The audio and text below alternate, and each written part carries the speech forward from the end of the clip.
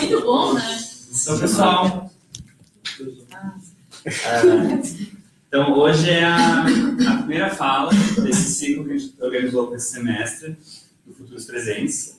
Então, apesar de a gente não ter conseguido fazer exatamente a divulgação da maneira que a gente gostaria, que bom que certas pessoas apareceram, né, porque a gente ainda vai ter mais 4 falas nesse ciclo desse primeiro semestre, né? Ou então hoje a gente vai ter essa primeira fala com o André, chamada Acontecimento Xenológico, né? Uma fala que retoma já uma questão que a gente tinha, que o André estava desenvolvendo já lá no Congresso, né? Então é legal que está dentro dessa ecologia de discussão que a gente vem desenvolvendo.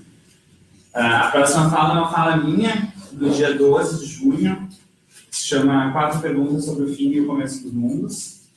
Então, eu vou fazer, se alguém viu nas redes a conferência que eu fiz semana passada, vai ser meio que uma continuação daquela discussão, né, sobre novos mundos, ecologia, etc.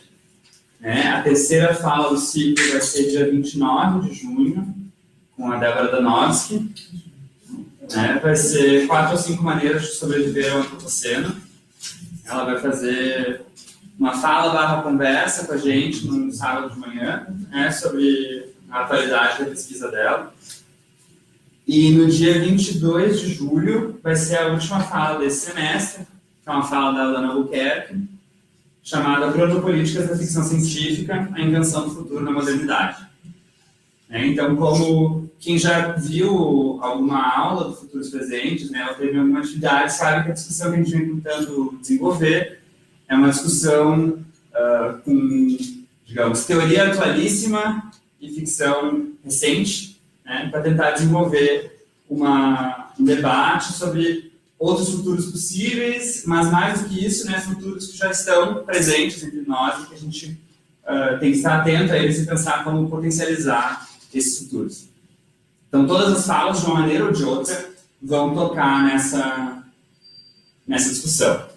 Então, a última coisa para eu deixar o André falar é só que na verdade, era a primeira coisa que eu tinha dito, que é o fato de que a atividade está sendo promovida pela PPH, pela associação. Então, quem não conhece, apesar de eu cara que todo mundo conhece, tem lá as nossas redes, Facebook, Instagram, etc., para vocês seguirem e ficarem sabendo outras coisas que a gente tem. E, mais especificamente, a atividade é oferecida no contexto do GPEP, que é o Grupo de Pesquisa em Ecologia das Práticas, que se encontra 2 vezes por mês para livremente debater vários textos e assuntos, para quem quiser vir.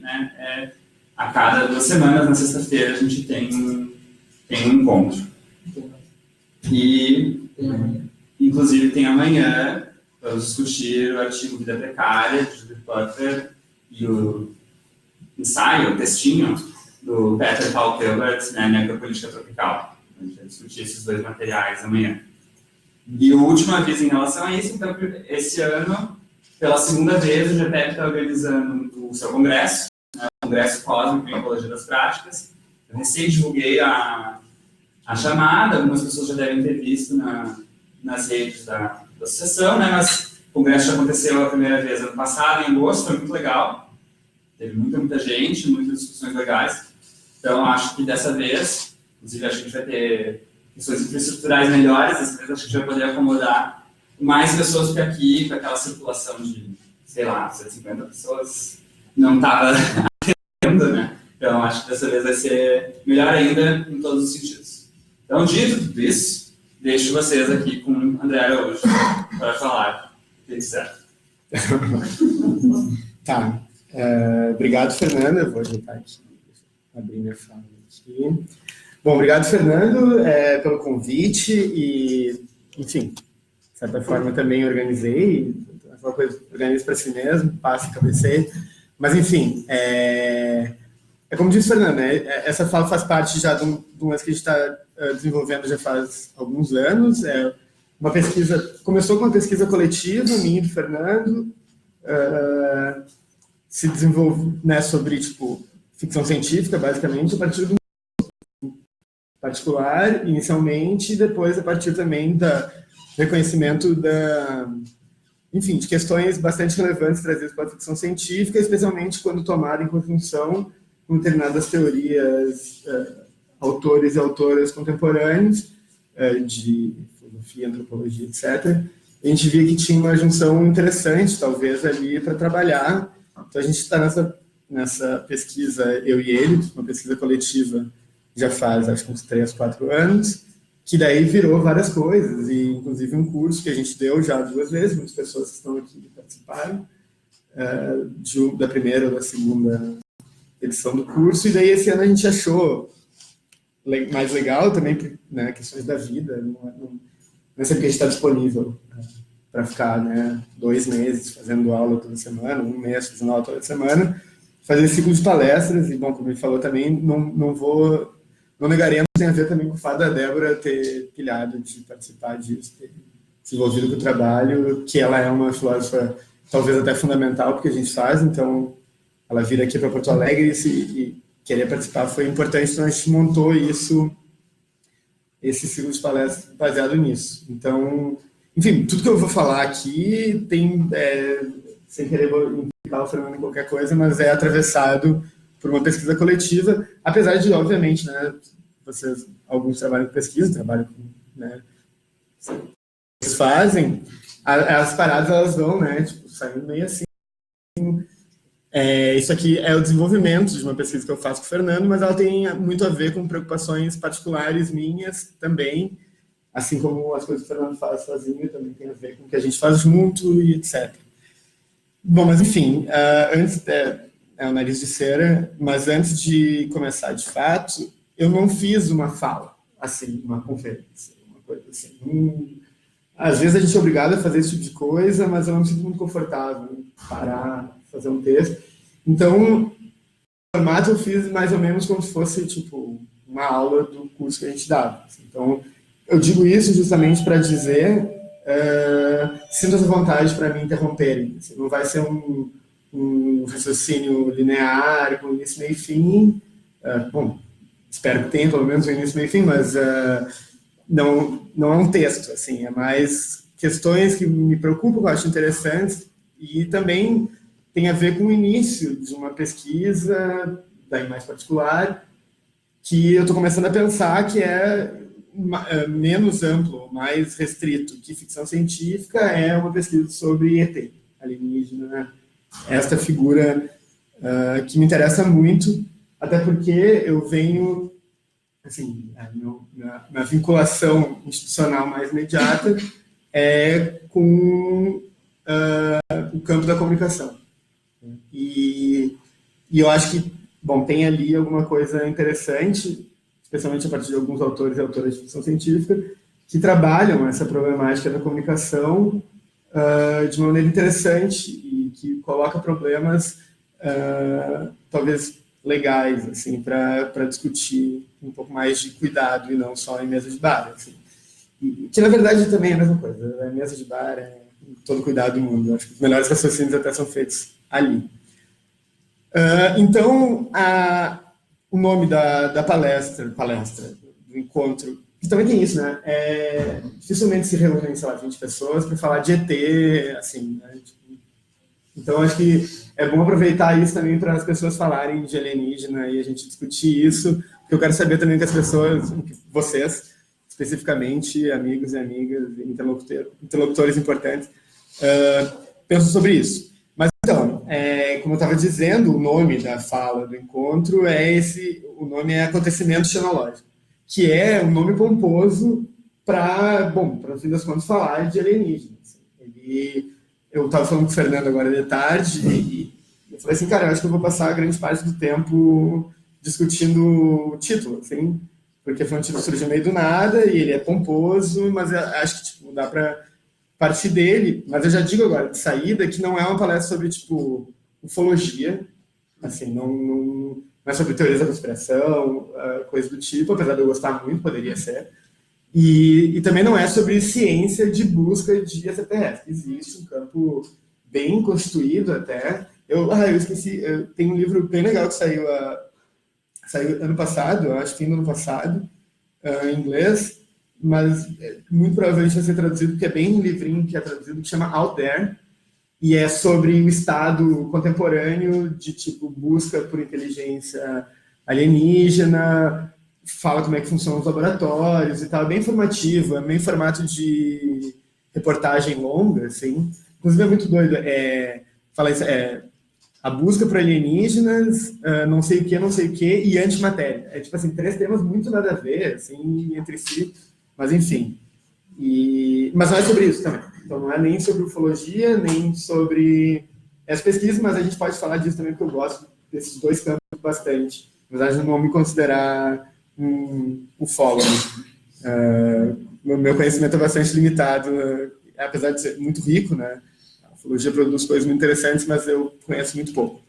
Mas, então, sobre o que é o tratamento, de fato, do alienígena como um personagem literário. A invenção desse personagem, que na verdade não foi exatamente inventado na literatura, mas esse personagem, em como ele vem sendo tratado em alguma ficção científica mais ou menos contemporânea. Eu trouxe alguns livros, mas eu vou seguir meio livremente, assim, por eles.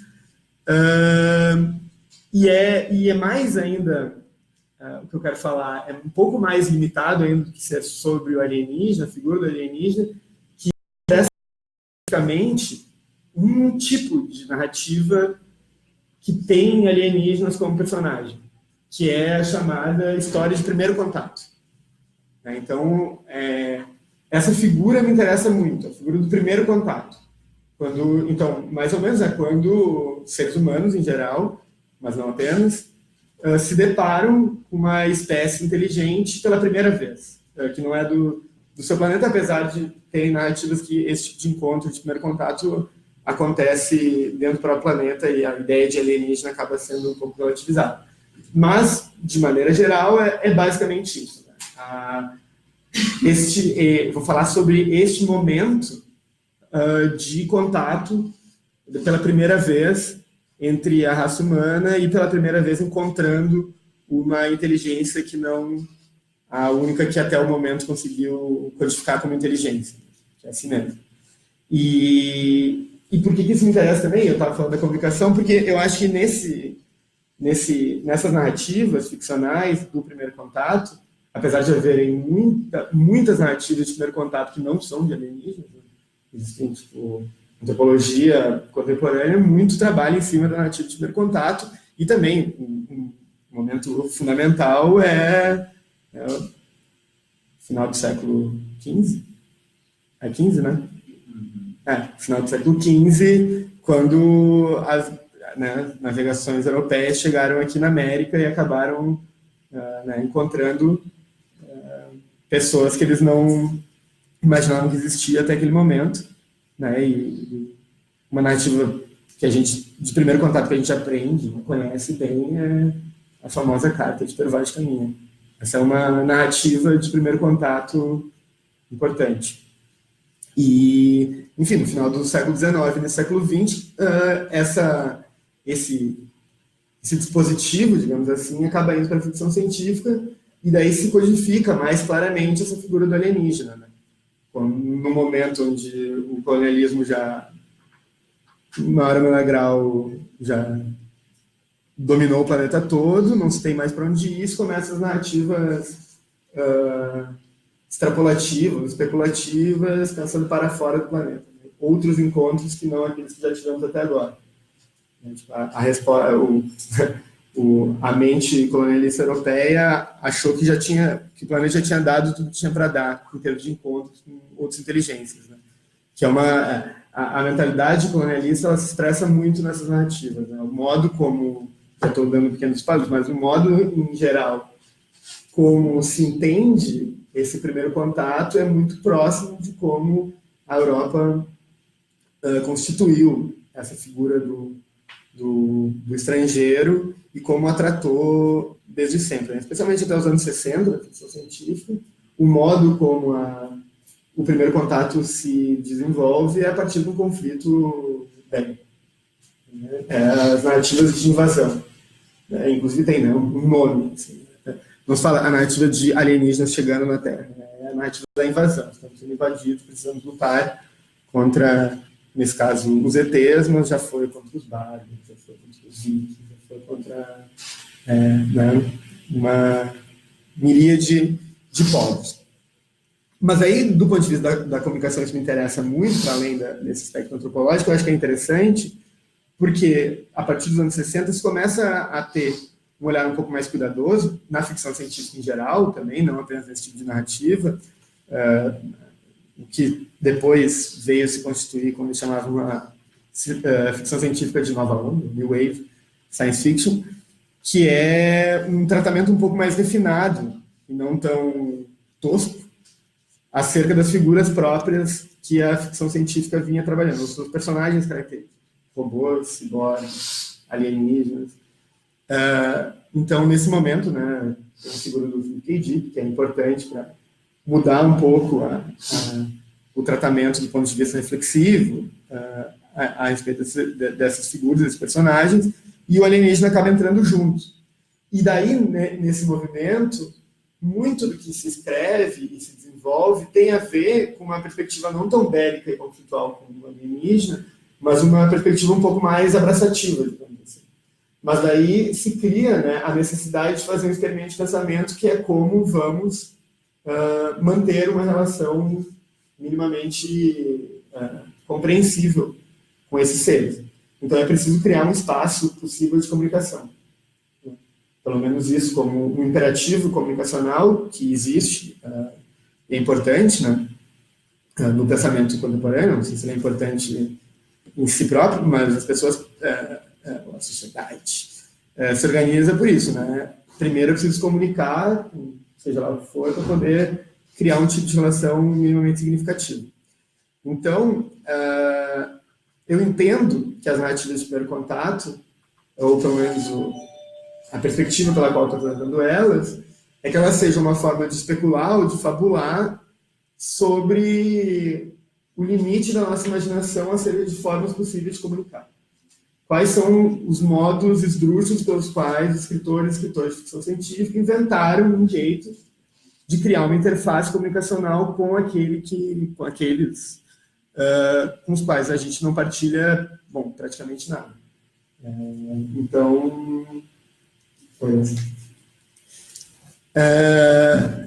Então é mais ou menos por aí que poderia ser uma tese do dia de hoje, muito menos uma tese, muito mais uma hipótese, que é tentar mapear isso.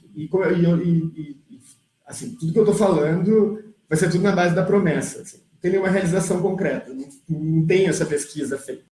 Pesquisa que está jogada para o futuro, assim, levantando hipóteses e alguns exemplos, alguns problemas, para tentar desenvolver, em determinado momento, formas específicas de invenção, limites. Vocês entendem que precisa de uma certa pesquisa, como é que eu posso dizer, quantitativa, né? Se quer mapear os limites da imaginação humana acerca de formas possíveis de comunicação, tu precisa ler pra cacete, né, e mapeando isso. Obviamente que eu tenho coisas para fazer, então fica no momento no plano futuro. Se alguém quiser me patrocinar aí, eu tô aceitando. Então, como eu vinha falando, e isso é uma coisa interessante também, que é um movimento que eu gosto de fazer, que é feito por várias pessoas, mas eu sempre acho muito interessante, que é tratar textos ficcionais como teoria. Tipo assim, já corta... eu acho interessante também pensar nas formas de mediação, representação que um texto produz, pensá-lo formalmente, o que é de fato relevante, mas eu também acho interessante cortar um pouco e às vezes tomar o texto pelo seu valor de cara, né? Ou diriam formalistas, uso falar do conteúdo, ignorar, fazer exatamente o que ele serve para não fazer, né? Mas eu acho isso interessante a algum nível, óbvio que isso tem limites, mas possibilita, de certa forma, entender ali, perder um pouco a o caráter estético, digamos assim, do texto, que obviamente está presente, e quando eu digo estético, eu estou dizendo em sentido muito não rigoroso, assim, mas tentar tirar de dentro dele justamente as soluções ali. E a ficção, as soluções para determinados problemas que os personagens em si fazem. E a ficção científica se dá um pouco para isso, né? Porque, que não me escutem aí, grandes autores de ficção científica, mas ela tem, em geral, um foco nesse lado, assim, mais operativo da narrativa e menos rebuscado. Apesar de, obviamente, né, quem tem as melhores soluções ou coloca os melhores problemas são autores e autoras que trabalham o texto em seu sentido mais estético. Mas, assim, a ficção científica ela tem esse foco que eu acho interessante, que é uma coisa que eu e o Fernando já escrevemos um texto, falamos muito, que é o caráter maquínico da ficção científica, né? O caráter que ela é como se ela não tivesse como uma coisa ser apenas contemplada, mas sim algo que, de fato, se engancha em outros aspectos, ou pode ser textualidades também, da vida, como a ciência, a filosofia, etc. Ela vai propondo problemas que podem vir a surgir ou não, e propõe soluções que podem ser esdrúxulas ou não, do ponto de vista da ciência, pode ser absolutamente esdrúxula do ponto de vista da ciência, mas pode ser engenhosa do ponto de vista filosófico, e vice-versa. Pode ser uma solução provavelmente retardada do ponto de vista da reflexão, ou eticamente equivocada, entretanto, cientificamente acaba tendo resultados, né, bastante efetivos, ainda que nefastos. Então, mais ou menos isso. Eu queria dizer que a questão os textos que são tratados, serão tratados, eu gostaria de tratar, como teorias, de fato, né? Como se estivesse olhando um filme transparente através do canal. E é mais ou menos por aí, então, esse grande preâmbulo aqui.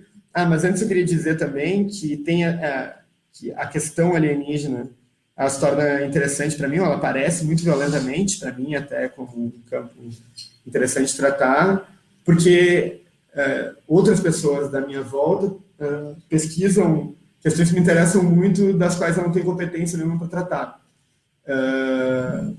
E trato com muita competência, por exemplo, pessoas da antropologia, pessoas das ciências sociais, que tratam de questões das quais eu não tenho treino para formação, algo do tipo. E teve uma questão um campo de pesquisa que me interessou muito e me deixou muito mal, assim, não só um campo de pesquisa, não, uma questão existencial que me deixou muito mal durante um período, que foi no final de 2015, 2014, a crise dos refugiados ali em Lampedusa e tal, que já é uma crise que se arrasta há muitos anos, mas naquele momento foi quando os barcos começaram a ser afundados e as pessoas eram expulsas da ilha de Lampedusa e tal. E vocês lembram, né, desse momento muito, muito intenso ali dessa questão. E, enfim, não querendo reduzir, né, as lutas de minorias, de pessoas deslocadas, etc., etc., mas o alienígena, ele é uma questão ele é um personagem que se engata muito nessas questões. Você deve ter visto filmes que circularam, bons filmes, inclusive, não tão bons, mas que tratam de maneira bem explícita, né? Por exemplo, o Distrito Norte. Você deve ter visto esse filme, né? Não? Viram? É o filme que se passa na África do Sul, os alienígenas que eles chamam de camarões, que meio que caem aqui na Terra sem querer, né? E eles criam um gueto desses alienígenas morais, eles são absolutamente oprimidos, assim. Então, eu achava que ali havia um campo que talvez eu tivesse assim, um pouco mais de conhecimento, das ferramentas pelas quais tratar, que tivesse a ver com essas questões, e então tem isso, assim, que eu acho que a questão alienígena traz um pouco, justamente por ser, então, já entrando aqui um pouco mais dentro do tema, que é essa ideia muito ampla, assim, que atravessa o pensamento, a teoria, a filosofia do século XX, que é essa reflexão acerca do outro, o outro. Essa figura difícil de tratar, porque ela, ao mesmo tempo que ela tem um aspecto ético interessante, né, de refletir sobre isso, curiosamente, muitos dos resultados acerca da reflexão mais abnegada acerca do outro acabam produzindo resultados muito catastróficos, do ponto de vista do pensamento como um todo. Então, o conceito de outro é um conceito muito difícil de trabalhar e muito escorregadio, assim, inclusive como termo. A gente até teve, no congresso, uma mesa que era sobre o outro, se eu não me engano. Ela não era sobre o outro, mas o título da mesa tinha o outro. E rolou uma discussão bem interessante, não sei se vocês lembram disso. Vocês lembram, né? Quem estava aqui no congresso, rolou uma discussão bem massa, nesse sentido de que é o outro, como falar do outro de forma, né, sem muita responsabilidade. Então, eu vou falar de um tipo de outro, de um encontro com um outro, a partir dessa figura que a ficção científica inventou, que é o estrangeiro absoluto. Assim. Aquele que não tem conexão ética imediata com os problemas da Constituição moderna, do que é um outro, por exemplo, mas que necessariamente trabalha isso de forma alegórica. Se eu quiser, como eu estou mal-humorado com a ficção científica hoje, eu vou chamar de alegórica, mas nos seus melhores momentos de uma forma maquínica. Então, eu acho que, e é isso que, na verdade, diz respeito, o encontro com o outro, diz respeito diretamente ao título da palestra, né, que eu estava falando antes. De certa forma, o acontecimento xenológico, ele é uma forma muito decupada de um tipo de encontro com o outro. Que, no caso que eu estou chamando aqui, é o primeiro contato com uma raça alienígena dotada de uma inteligência, ou pelo menos reconhecida, né, como uma inteligência. Não que possua uma inteligência semelhante, mas ele estaria voltado aqui, né? Mas a questão do encontro com o outro, ela é curiosa porque existem filosofias muito bonitinhas e bem intencionadas que partem dessa figura do outro, da outridade, até essa palavra que eu particularmente não gosto muito, que é alteridade, né, como figura central e constitutiva, né, do que poderia vir a ser um eu. O eu se forma na alteridade, o eu se forma no contato com o outro, né? E é interessante porque, ao mesmo tempo que ela é uma perspectiva gerativa, né, o eu se forma, há um eu e tu vai se moldando por esse contato com o outro, né, pelo reconhecimento dos limites do outro, e reconhece os próprios limites, etc, etc. E ela também é uma perspectiva transformacional. O eu se transforma a partir da relação com o outro. Seria uma filosofia o contrário de uma filosofia solipsista, né? Onde estaria preso dentro da tua cabeça e teria um desenvolvimento natural. Na verdade, um pensamento que coloca o outro como questão importante, pelo menos uma perspectiva, vai dizer que não, é justamente no choque com o outro, normalmente outros sujeitos, né, que faz se transformar. Então é aquela coisa que parte de um princípio que é preciso lidar com o outro. O outro é constitutivo, não tem como ignorar esse outro enquanto conceito. E o problema, talvez, de algumas dessas filosofias é justamente essa... A gente já discutiu muitas vezes, em diversos fóruns por aqui, que é essa transformação do outro em meramente conceitual, ou espectral, de certa forma, como era o nome da mesa. O outro, ele se torna um limite exterior. É um limite quase como um horizonte ético. Assim. Eu preciso ter contato com o outro, mas que outro? O outro. Um grande espectro do outro. Especificamente, tem um filósofo que trata assim, que é um filósofo importante e tal, que é o Levinas. Vocês já ouviram falar desse cara? Esse cara é o cara que constitui, de certa forma, uma ética da alteridade, uma ética baseada na alteridade. Só que essa alteridade é uma alteridade absoluta. É uma alteridade que não se coloca no chão comum das coisas, digamos assim. Não se nomeia esse outro. Esse outro é uma força exterior que invade a percepção de um determinado sujeito o confronta com essa exterioridade violentíssima e faz ele transformar-se.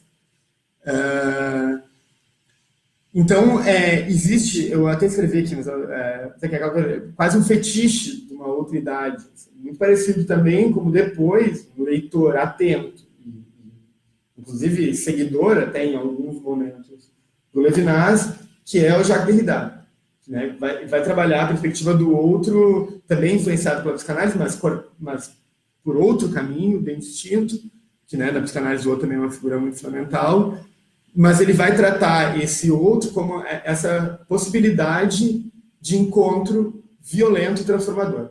É isso que a filosofia do Derrida, de certa forma, é uma filosofia mais jovem, mais de início de carreira, vai trabalhar, né? E a gente vê essa questão que o outro, ou o modo de lidar com o outro, é sempre a partir de uma passividade, de um arrebatamento. Assim. Depara com... que é difícil até de saber do que ele está falando. O que é esse outro, essa parede outra? E tem esse modo de lidar com o outro, ele não é político, ele não é negociável. Ele é arrebatador. Se depara com alguma coisa, essa coisa muda algo dentro de ti, te transforma. E depois tu vai adiante procurar outro. Esse outro deixa lá. Né? Então, tem uma perspectiva um pouco de arrebatamento nessa perspectiva, mas a gente se pergunta daí quais são os termos dessa possível transformação. Né? O que no outro te violenta ou te move, e o mais, né, que isso também qual é o efeito nesse outro. Quando o outro é uma força exterior, tem efeito nenhum. Né? Como conceito, efetivamente, tem muito pouco. Agora, quando a gente começa a tratar de outros um pouco mais no chão da vida comum, assim, as coisas mudam de figura. Mas para não falar da vida comum, vamos falar de historinhas. Isso eu e o Fernando já discutimos várias vezes, tem um texto em potência aí, talvez para algum dia, que essa visão tratada a partir dos anos 60 na filosofia, como, e vocês, sei que grande parte são universitários, frequentam a faculdade e tal, já ouviram isso, não é uma coisa estranha, né? Essa espécie de é preciso entrar em contato com o outro, esse encontro com o outro é necessário. Se expressa num autor difícil de tratar hoje em dia, porém importante de tratar justamente para ver certas coisas, né? Que é o Lovecraft. Que vocês já ouviram falar, um escritor estadunidense, do início do século XX, que tem narrativas, ou a grande parte dessa narrativa mais tardia, trata, de maneira geral, de encontros com outros, assim, né? E outros nesse sentido absoluto. Ele tem lá todo a sua constituição de um panteão de deuses antigos, que se chamam os antigos, eu acho, não sei como é que é a tradução exatamente. Deuses anciãos. Deuses anciãos, Old Ones, e que começam a emergir em determinado momento, ou alguma expedição vai onde não deveria ter ido, nas profundezas da Antártica, ou às vezes um deles está renascendo numa ilha estranha. E as narrativas do Lovecraft, na sua maioria, elas têm o mesmo formato, que é um relato de alguém contando uma história, de alguém que está contando uma história que conheceu uma pessoa que entrou em contato com esses bichos. E, invariavelmente, as pessoas que entram em contato direto com esse bicho enlouquecem, perdem a racionalidade.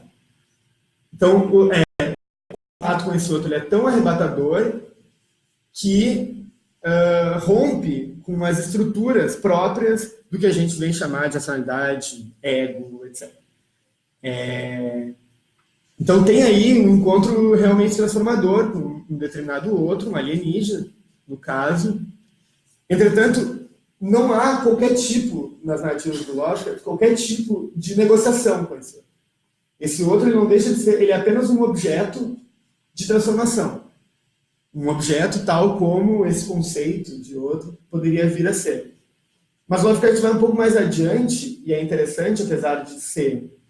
não é por acaso que no Lovecraft esse tipo de narrativa assume esse caráter de a perda absoluta do que é o que constitui o humano até aquele momento no contato com um estrangeiro, um estranho, um alienígena, não é por acaso, essa concepção não é por acaso, porque muitos outros não tão absolutos habitam as narrativas do Lovecraft, né? Especialmente pessoas não brancas, que são tratados, né? O Lovecraft negocia duplamente. Ou ele negocia no arrebatamento absoluto, ou ele negocia na exclusão, inclusive, né, numa apologia não explícita à absoluta opressão de povos não brancos, que povoavam os Estados Unidos naquele momento. Então, ele é um narrador racista. Mas a relação que ele mantém com esse outro é interessante porque ela é muito parecida, como filósofos muito bem intencionados, não racistas, diria, também, mas uma filosofia, talvez não racista, que o Lovecraft entende, vai além, quando ele entende que, para ter um tipo de relação significativa com esse outro, é preciso perder tudo que há de humanidade em mim. Eu preciso negociar com esse outro. Os personagens do Lovecraft não estão dispostos a reconstituir uma nova, né? Eles decidem ficar loucos. Eles não decidem dar um passo adiante e refazer a sua, entre aspas, sanidade, tendo em vista esse encontro muito violento. Estão pegando aqui, eu desatei a falar aqui, mas enfim. Tem um escritor teórico americano contemporâneo que é muito legal, que ele chama Eugene Tucker. Ele é um cara massa, assim, tem uns livros sobre coisas estranhas. Eu suponho que vocês gostam de coisas estranhas por estarem aqui, então é uma boa indicação, talvez. Ele tem um livro sobre o Lovecraft que ele fala uma coisa interessante, que ele vai dizer que o Lovecraft se constitui numa dupla pergunta, assim, que é, ao mesmo tempo que ele se encontra com esses seres vastos, o personagem, que não é nunca o narrador, né? O narrador é sempre segundo, terceiro ou quarto grau, mas esse personagem se coloca numa questão dupla, que é, eu não consigo acreditar no que eu estou vendo, essa é a primeira, tipo assim, é inacreditável, ao mesmo tempo que eu não consigo ver o que eu acredito. Ele tem essa pergunta dupla, né? O que eu acredito, ou a minha fundação pragmática, digamos assim, como sujeito, não comporta aquilo que está na minha frente. Então, eu não vejo aquilo que é do meu dia a dia, que eu poderia, né, ter um mínimo de reconhecimento, assim, e justamente por eu não ver o que eu acredito, eu não consigo acreditar no que eu estou vendo. Então, tem essas duas perguntas que esse personagem acaba não fazendo nenhum esforço de composição. Então, o Lovecraft faz uma tese ali, o homem branco norte-americano do século XX não consegue compor com nenhum tipo de outro. Ele enlouquece ou subjuga. Essas são as formas de composição com o outro. O que eu acho interessante é justamente como essa visão do outro como arrebatamento não aparece nas filosofias do Levinas, não aparece essa dimensão. Derrida um pouco mais no fim da vida, assim, onde ele começa a botar mais. Mas é aquela coisa, né, que a gente precisa se deparar muitas vezes quando está trabalhando com teoria de europeu, que é esses limites geográficos que se produzem, né, os pressupostos implícitos, diriam, que a gente nem nota. Então, cabe a um escritor estadunidense racista a levar o limite, né, para onde vai essa questão. Mas, para terminar esse início dessa primeira parte, assim, que é o que seria interessante de ficar dessa relação, do que eu estou chamando desse conceito de outro, é que ele é sempre segundo em relação ao sujeito. Ele é sempre subjugado em relação ao outro. Quem é o protagonista é o eu bem formado, que se encontra com algo que não é o eu bem formado, que o arrebata. Eu estou usando arrebatamento muito, né? Eu estou num momento meio questão.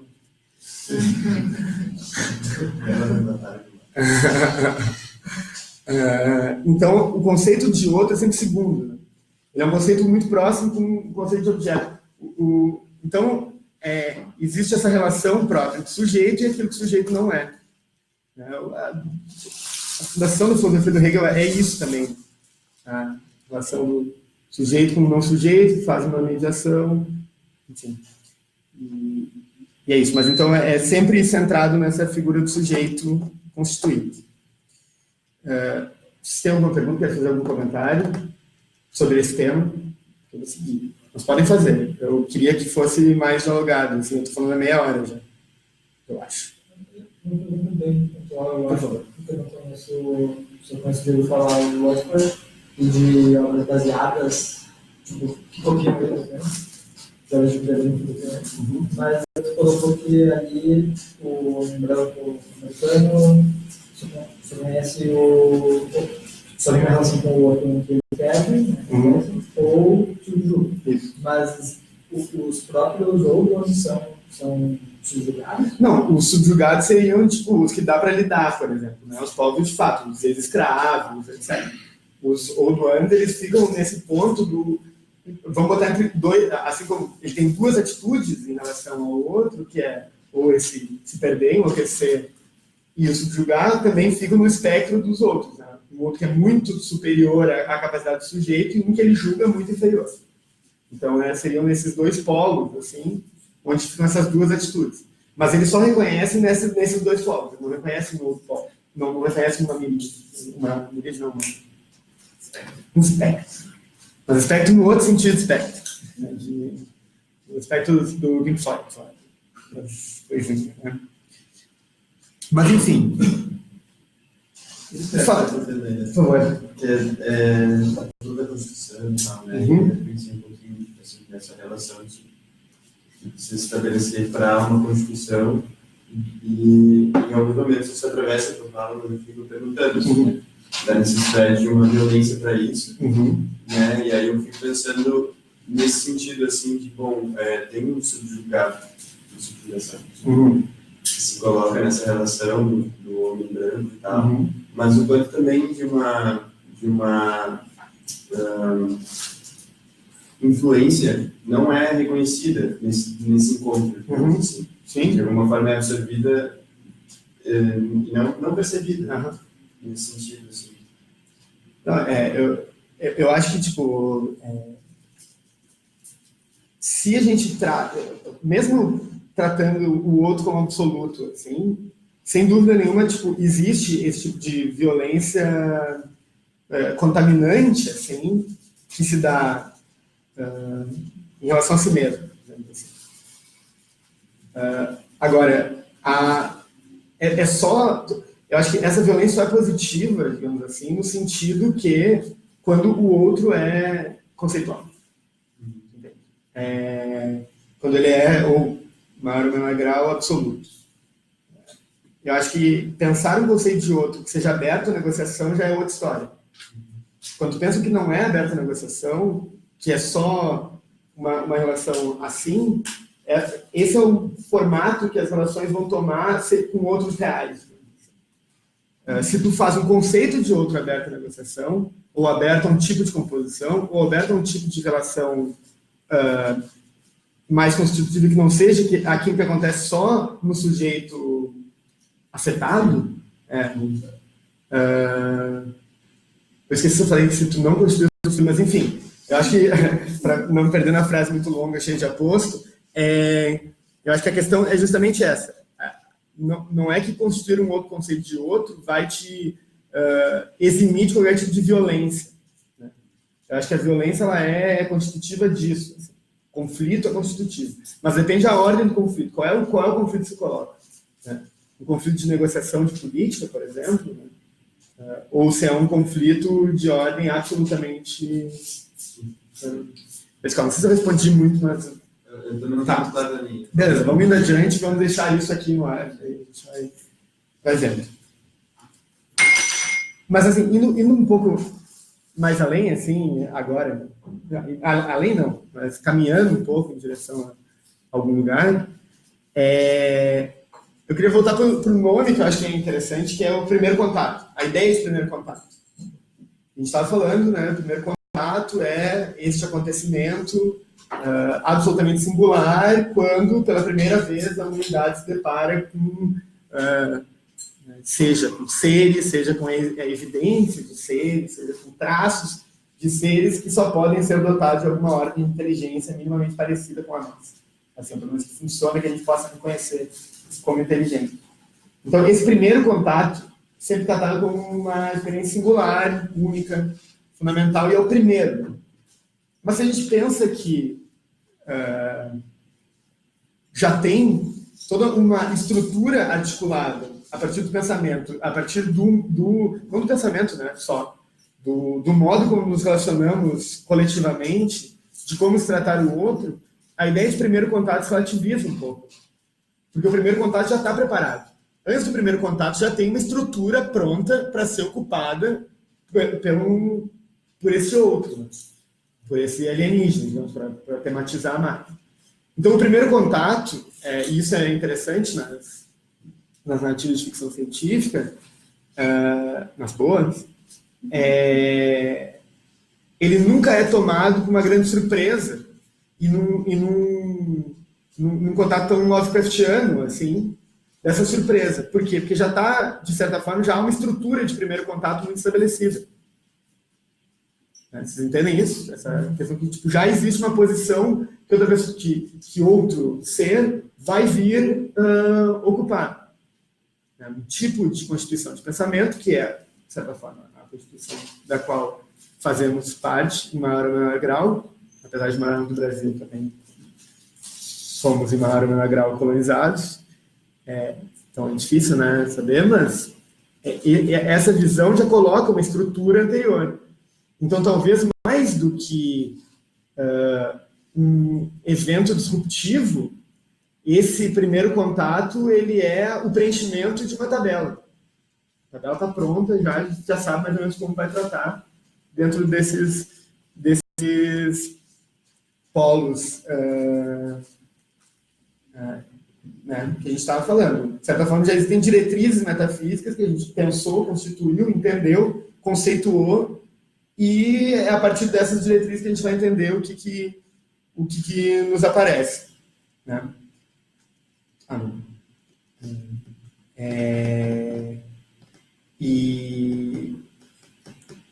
Deixa eu ver aqui. E é isso, né? Então, a questão é que, eu falei antes, né? Mas o outro é sempre secundário em relação ao eu. Ele é uma relação acessória que se coloca no eu, porque mesmo que tu entenda que o eu é constituído a partir do outro, é a partir do encontro com o outro de um eu. É o eu que se encontra com o outro. Né? Vocês veem? Não é um encontro de coisas. Então, existe esse conceito de outro que é secundário em relação ao eu, que é o Deleuze, que agora eu vou trabalhar um pouco mais no conceito que ele constitui como conceito de outrem, né, que ele vai mudar um pouco, que ele vai chamar de que o outro, na verdade, não é nada mais que um objeto especial, não o Deleuze falando dessa perspectiva. O outro é apenas um objeto especial. Na relação sujeito-objeto, existe um objeto especial que é o outro. Tem os objetos inertes e tem alguns objetos especiais que são o outro. Que estudar um passo adiante, né, e ver que esse objeto especial é também um sujeito capaz de te olhar, quem se torna o outro é tu. Então, cria essa dupla posição ali, que eu acho que muito provavelmente traz da psicanálise, porque tem uma relação assim, eu não conheço todos os mecanismos patológicos, mas quando tem as pessoas especificamente de determinadas áreas que eu sei, acaba indo para esse lado, desejo de passar vergonha, é fundamental. Mas, enfim, mas é isso, né? Esse conceito, ele é sempre secundário em relação ao conceito de objeto. É preciso outro sujeito até para te transformar em objeto. O Deleuze vai se perguntar se é possível pensar um conceito de outro ou de outrem que não seja secundário ou segundo em relação ao eu. É isso que ele vai se perguntar quando ele está pensando sobre isso. Que é mais ou menos para onde a gente estava tentando se encaminhar aqui. Talvez, em algum nível, na minha cabeça, talvez. Mas a questão que o Deleuze vai dizer é que, nesse sentido, que eu estava falando do primeiro contato, que já tem uma estrutura, o Deleuze vai dizer que antes de o outro ser preenchido, ou de haver concretamente um outro, há posições a serem ocupadas. há uma posição que tu ocupa, mas essa posição é sempre a posição de outro. Não existe a posição de um eu, efetivamente, quase... Ele está quase retomando criticamente os problemas fundamentais da filosofia moderna. O problema cartesiano, por exemplo, o problema hegeliano. Que é o que surge, né? Não tem uma... Digamos assim, digamos que vamos fazer um exercício de pensamento que não há nada. Né? Há apenas um A, como o próprio Deleuze diz. Né? Há apenas um A. E daqui a pouco surge algo. O que é esse algo? Né? O Deleuze vai dizer que este algo que olha, ou ele vai usar depois, mas um algo, de certa forma, olha assustado, que é a figura própria do Hegel, né? Ele vai falar da construção do sujeito, é essa coisa que rompe, ele vai dizer que essa posição é a própria posição do outro. A posição de constituição mesmo de uma coisa é a posição de outrem, porque o outro não se relaciona jamais com um outro numa relação com o sujeito. Ele vai dizer que um outro se relaciona diretamente com um mundo possível. Então, a relação ela sempre é uma relação de constituição de mundo. É sempre outro em relação a qualquer coisa, especialmente num campo de experiência. O campo de experiência só se erige enquanto mundo possível. É confuso isso, né? E também porque eu não sou professor de filosofia e também estou me metendo de pataganço. Mas o Deleuze vai usar o exemplo que não há, o que ele está querendo dizer não há um sujeito inaugural que olha e reconhece um outro. O sujeito inaugural já é ocupando uma posição de outridade em relação a. E em relação a em relação a quê? Em relação a um mundo a ser constituído. Então, o sujeito acaba sendo o segundo em relação à possibilidade do aparecimento de um mundo. Tem a frase, né, que ele vai falar. Não é que o problema da outridade não é o problema do pluralismo de sujeitos, que tem eu, né? Isso aqui. Ele vai dizer que, na verdade, só existe vários sujeitos, porque antes desses sujeitos há uma posição a ser ocupada. E essa posição a ser ocupada, que alguns chamam de sujeito, o Deleuze vai chamar de outro. Mais ou menos? Vamos adiante. Ele vai dar um exemplo, porque ele vai caracterizar esse outro. Porque daí o exercício que ele vai fazer é tentar caracterizar um conceito de outro que não tenha sujeito. Não seja uma relação de sujeito e objeto. E ele vai dizer que é interessante o modo como ele faz. Ele vai utilizar um exemplo bastante etnocêntrico até, que é bom te repetir, que ele vai pensar que é no que é a filosofia. Que é Beleníssimo. Que é um grande movimento. Vou dar um tempo, porque a elaboração é difícil, então vou esperar um pouco. Mas é engraçado como ele elabora esse conceito, porque ele está falando no livro que é a filosofia, ele Guattari, no caso. E ele vai falar assim, como é que se forma um conceito? Vamos tomar, por exemplo, o conceito de outro. Daí ele desenvolve um conceito absolutamente refinado para tomar como exemplo de como se faz um conceito. É tipo assim, o próprio John Satriani virtuose da filosofia, assim, naquele momento. Óbvio que isso é um dispositivo para inocente seria muito bom, né? E assim, nossa, ele estava pensando como fazer um conceito e acabou constituindo um conceito maravilhoso, operativo, lindo, dizendo que, né, provavelmente a reflexão só veio porque ele tinha um conceito que queria enfiar ali de alguma forma e ficou bonitinho, mas enfim. Mas o que ele vai falar é que essa posição anterior ao sujeito, a posição de outrem, ou constituir um outrem que não seja baseado no sujeito, ele vai usar o exemplo de o aparecimento de um chinês. Um chinês surge. E ele, em relação a Deleuze francês, ou europeu em geral, há uma diferença constitutiva no rosto de um chinês para um europeu. E essa diferença constitutiva, diferença já representacional, implica que esta pessoa, este dado dos sentidos, veio de outro lugar. Então, ele deve ter vindo de algum lugar, não veio do nada. E como saber se veio e como veio pelas palavras deste dado? Ele vai dizer assim, o conceito de outrem ele é relacionado imediatamente a 3 aspectos. O que ele vai chamar de um rosto, né, o dado sensível, a interface fenomenológica, para ser bonito, mas assim, o dado concreto de tu reconhecer que algo que aparece no teu campo de experiência não é o que normalmente aparece. Então, ele chama de rosto, mas rosto aqui é no sentido amplo. Rosto é aquilo que é passível de ser reconhecido. Um segundo aspecto desse conceito, que é o conceito de mundo possível, o que eu estava falando deve ter vindo de algum lugar, isso aqui. E um terceiro conceito, que é o conceito de linguagem. Então, o outro é formado por esses três aspectos, ou outrem, né?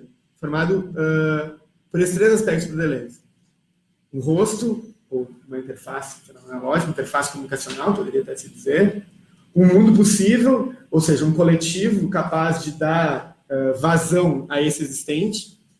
E alguma forma de inteligibilidade que dê expressão concreta para esse mundo possível. Ou seja, um chinês que vai dizer para ti que existe China. Por que ele está falando de mundo possível? Porque, ao estar na China, a China não é mundo possível. A China é mundo realizado.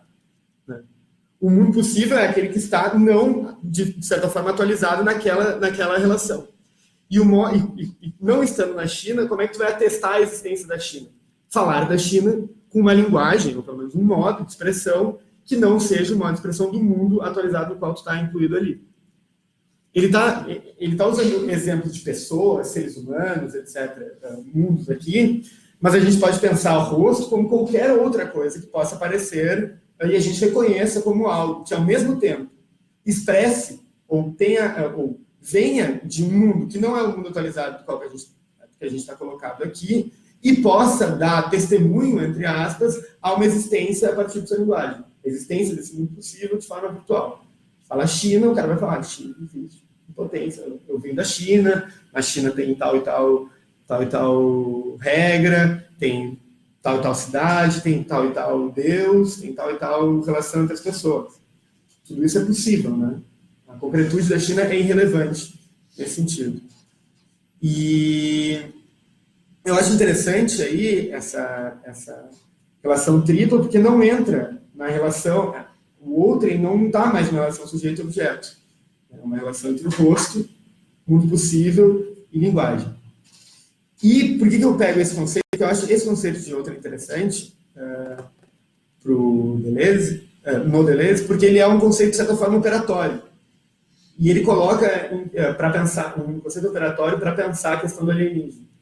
Porque é preciso, ao pensar o alienígena como um encontro com um outro, que o alienígena tenha, em maior ou menor grau, um rosto, ou uma interface minimamente reconhecível, que ele se constitua de outro lugar que não o mundo atualizado no qual que a gente está colocado, né, no sentido tradicional, outer space, espaço sideral, e que ele tenha um mínimo de inteligibilidade, ou que ele tenha algum aspecto capaz de dizer para nós, eu sou inteligente. Porque se o alienígena não tem rosto, o que é? Pode ter, nesse exato momento aqui, milhares de alienígenas, né, habitando aqui, e que é absolutamente irrelevante para nós enquanto ele não tenha rosto constituído. Talvez a gente tenha constituído um rosto e descubra, meu Deus, os micróbios vêm de Marte. Né? Mas daí tem um segundo ponto, tá ligado? Ou vieram do espaço. Que mundo possível é o mundo possível desse micróbio? Né? O que nos diz, enquanto possibilidade de mundo, descobrir um ser desprovido, ou melhor, um ser desprovido de mundo possível não se constitui como outrem, porque... volta aqui. Vamos voltar. Eu estava falando do rosto. Eu já estou confundindo os negócios. Então, micróbios, alienígenas sem rosto, sem capacidade de reconhecimento pela nossa parte. Mas a gente pode pensar também o outro a partir do existente que possui rosto, possui uma determinada inteligibilidade, mas não possui mundo possível.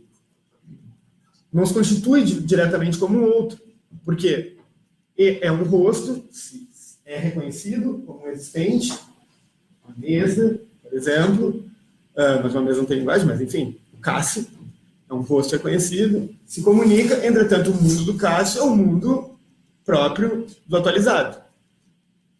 Né? Para nós dois, né? Nessa relação aqui. É tudo relacional, né? Tudo relacional. Aqui.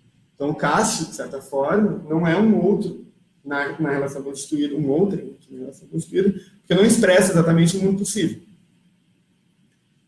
Mas também aí vem coisas interessantes também, que é os encontros que a gente mais tem, o encontro com outra-idade, que é uma ordem de outra-idade que não possui linguagem. Possui um rosto, existe um tipo de articulação que, através de diferentes discursos que a gente produz, se compreende o mundo possível, mas não há um tipo de intencionalidade ou um tipo de autoconhecimento, pelo menos que a gente consiga entender, que o faz constituir como um outro. Por exemplo, um cogumelo. O cogumelo é um fato concreto que a gente reconhece, vê no cotidiano, sabe que o cogumelo, os fungos em geral, constituem coisas, né? Comunicações, etc.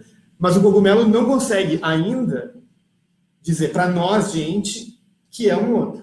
Agora, uma relação, por exemplo, psicológica entre um cogumelo e uma árvore é uma relação de autoridade. Um cogumelo e uma árvore mantêm uma relação de linguagem, no sentido de que há o mundo dos fungos, há o mundo das plantas, e ali é uma relação de simbiose. Né? Então, a relação que a gente tem com o cogumelo é de um fato qualquer, não de uma relação de outro. Não que isso não vá mudar em determinado momento. Assim como a gente pode criar um telescópio, um microscópio, que veja os micróbios alienígenas que estão nos colocando aqui. Assim como quando, por exemplo, o Cássio produz uma tela, uma obra de arte absolutamente arrebatadora, para voltar ao termo, e eu descubro algo do Cássio por uma linguagem que não é a linguagem que a gente está falando aqui, que não estava presente, né? A gente está conversando aqui, tu não expressa o mundo possível. Agora, quando tu para em frente a uma tela e pinta algo, tu está expressando o mundo possível para algum tipo de relação.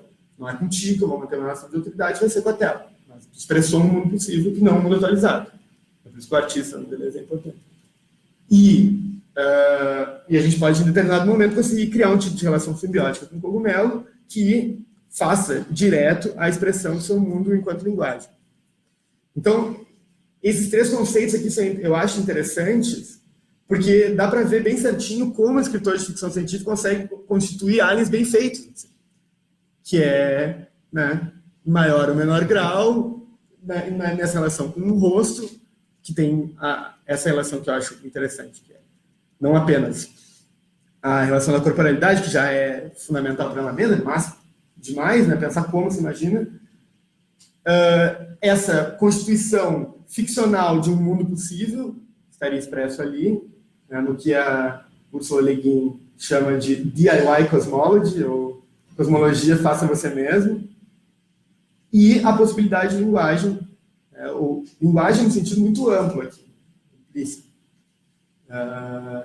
Então, eu acho que pensar o acontecimento xenológico como o encontro com uma outra espécie alienígena funciona entendido o outrem nesses termos, da existência disso. Fala, né? Eu acho que é bem interessante o modo como o Deleuze vai chegar nessa discussão do outrem, porque até onde eu sei, a primeira vez que ele trata disso é fazer uma revisão do livro do Michel Tournier, que é o Sexta-feira, do Pacífico, que é um livro que seria o oposto do que tu está trazendo, que é o sem contato. Né? O cara, ele fica sem contato nenhum e começa, ele não houve contato do Robson Crusoe ainda com o Sexta-feira, e ele começa a entrar nesse teto justamente do mundo possível, os termos estão no próprio Michel Tournier ali.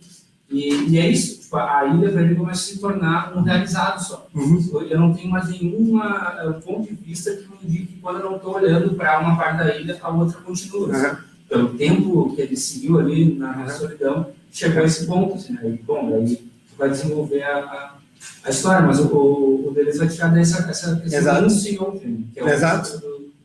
Exatamente. Porque daí o constitutivo é isso, né? Porque é justamente, não há mundo que não seja o mundo possível. O mundo tal como a gente, ele é o mundo da experiência, digamos assim, ele é um mundo, de certa forma, imediato aqui, que se constitui enquanto possibilidade, sabendo, né, confiando que a sala está ali ainda. Mas é isso. Né? Fernando vai vir e vai expressar que tipo, a sala. É esse tipo de coisa. Então, ou se você for a nossa continuidade no mundo. Exato, a gente estava meio perdido aqui nisso. Vai lá. Você colocou, eu acho que não desenvolveu, eu não peguei, ou supôs, eu não sabia, a relação linguagem, comunicação, simbiose. A linguagem faz, para ver linguagem tem que haver simbiose? Não, isso aí surgiu na hora, ele deveria desenvolver um pouco mais. Mas assim, a simbiose é uma relação significativa, que se dá entre seres que a gente não, que por dispositivos dos quais a gente não entende exatamente muito bem. Tá ligado? Se for reduzir uma relação de simbiose entre fungo e árvore a uma relação de linguagem, eu estou sendo redutor, eu acho. Mas a questão é, há um tipo de relação que se estabelece por mecanismos dos quais a gente não conhece. Eu estou dando um nome aqui, linguagem, porque, enfim, eu não consigo fazer essa relação com um cogumelo, por exemplo. Quer dizer, apesar de a gente fazer, estamos povoado de cogus aqui, mas, enfim, você fala? Eu ia falar isso. Daí nos comentários que eu entro várias vezes já, tu ficasse falando, porque assim, a gente vive em simbiose, uma série de bactérias e fungos, e fungos especificamente que eu tenho um que eu estudo e tenho bastante contato há muitos anos, que é a Cândida, todos nós convivemos com Cândida, mulheres, talvez tenham tido mais experiências com Cândida na vida do que homem em geral. Só que, tipo, tem uma série de coisas que a gente associa como nós, tipo, pessoas que são, tipo, viciadas em doce, pessoas que têm, tipo, ciclos de sono / insônia, e isso, na verdade, está diretamente ligado com Cândida, o lugar onde tem mais ou menos Cândida no corpo dessa pessoa, que está ligado com o tipo desse ciclo hormonal, no caso feminino, eu não sei muito bem o ciclo dos homens, mas, tipo, um monte de outras coisas, umidade do ar. E aí eu fico pensando, tipo assim, esse outro ar em nós. Agora eu tô com um super outro nível e é muito bom, sabe? E tipo, e aí, tá, nós não conseguimos ter consciência, talvez, dessa relação simbiótica, porque a gente se prende em linguagem. Mas, tipo, até eu tinha feito uma outra pergunta, porque pra mim, só que é isso, talvez, eu perguntei, tipo, se tem como existir um outro sem uma negociação, tipo, como seria um outro arrebatador, porque eu não sei nem, eu acho que não consigo nem entender essa noção de um outro que é só uma coisa que te bate, te arrebenta, sabe?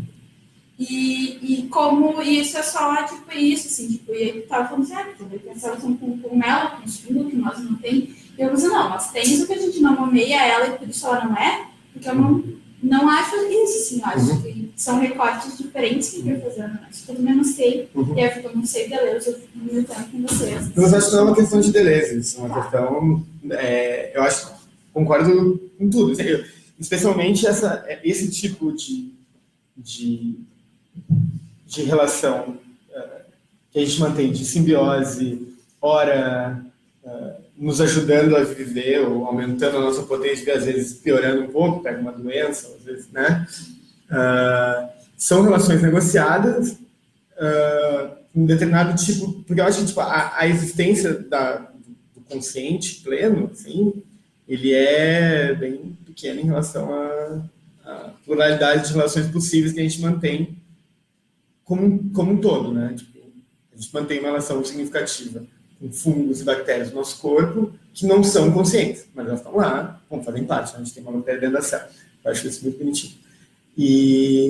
Mas a questão é essa, que eu acho que o dado da consciência, ou o dado de reconhecer, no exemplo que eu disse, como se eu não tivesse uma relação com o cogumelo, para além do fato da forçadinha de barra momentânea, só para chegar a um ponto, que na verdade é só a relação não foi trabalhada conceitualmente a ponto de desenvolver uma relação que eu estou chamando de uma relação consciente, talvez. Eu acho que é ruim, né, de responder. Se alguém quiser me ajudar aí, pessoal, querem colocar aí algo na roda? Não, é eu resolvo sozinho, como sempre, com vocês. Mas, enfim, eu concordo, mas eu não vou conseguir elaborar agora a concordância. Talvez mais adiante eu vejo. E sobre o outro absoluto, eu acho que talvez a questão seja justamente essa. De não haver isso. Isso é uma figura conceitual que expressa outras coisas, ou pressupostos anteriores, que dizem respeito à relação com outros reais. Inventar um outro real é fetichizar o tipo, ou fetichizar não, melhor reificar ou alienar um tipo de experiência que se dá com outros reais. Né? Só que no outro lado do polo. Não aquele outro magnânimo que te arrebato, mas sim um modo de essa estrutura hierárquica subjugativa, pode dizer isso, não sei, que se coloca. Pode ser? Talvez? O meu deve estar um pouco também nessa coisa, assim, que eu acho que tem a ver com o eu mesmo, assim, né? Uma posição de enunciação, assim, de como a gente pensar essa relação de um eu com o outro, quando o próprio eu é um outro. Né? Então, essa coisa, assim, é difícil de pensar. Não,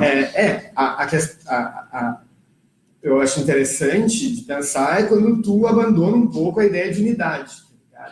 A unidade do eu, a formatação bem feita do eu, para além das relações que constituem. Né? Se tu pensa a unidade fundamentalmente como um agregado de relações, bom, daí não é um problema. Né?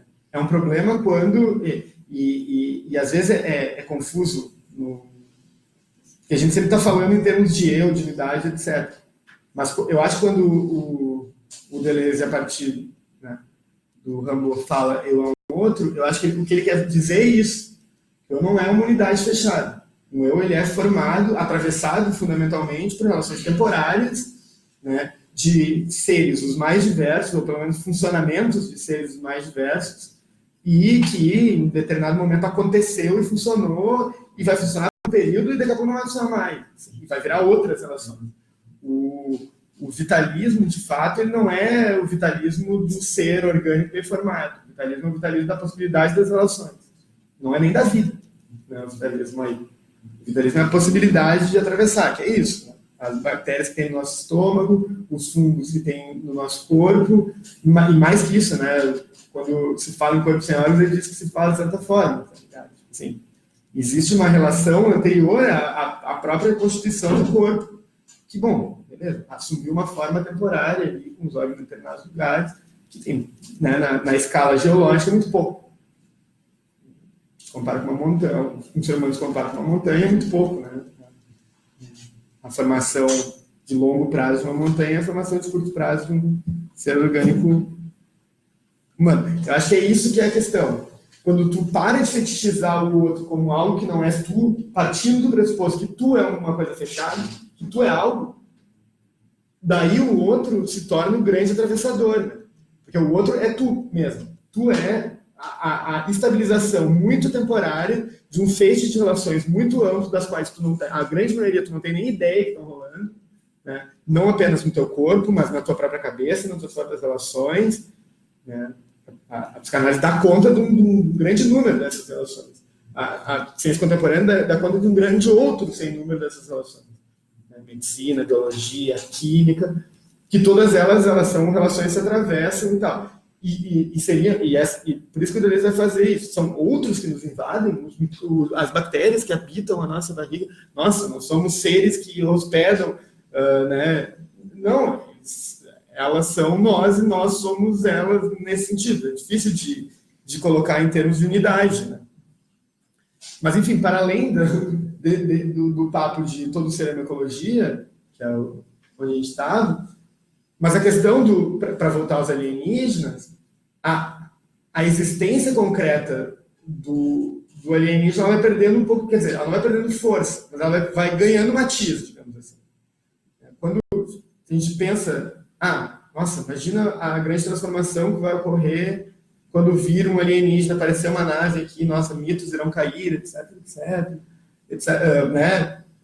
Nós vamos colocar em jogo a nossa humanidade, um monte de coisa. Mas, na verdade, se a gente leva a sério a constituição pétrea da modernidade, pouca coisa vai acontecer.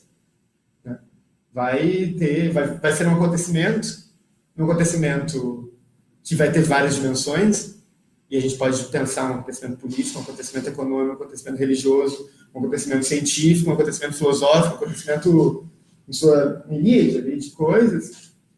Mas, em geral, a grande mudança, ela é a que não é colocada em jogo, é apagada, que é o que alguns autores chamam hoje que é a mudança da redistribuição ontológica. É uma palavra ruim, mas o acontecimento ele é só isso, é um acontecimento redistributivo, no sentido que entraram mais seres em jogo.